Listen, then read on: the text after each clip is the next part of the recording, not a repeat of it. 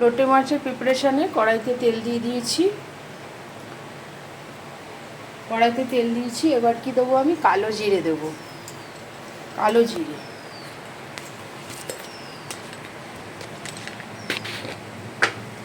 এই কালো জিরে দিয়ে দিলাম।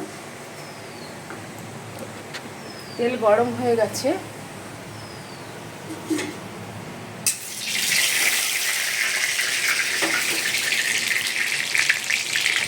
এরপরে আমি পুরো মাছটা ঢেলে দেবো। দেখো, পুরো মাছ ঢেলে দিলাম।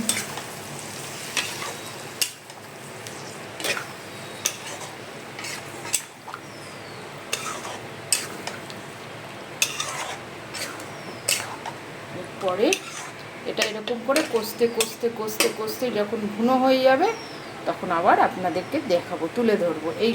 শুধু এখন এটা দিয়ে জল বেরোবে, জল বেরোতে তারপরে জিনিসটা মজে গিয়ে একদম ছোট, একদম অল্প হয়ে যাবে।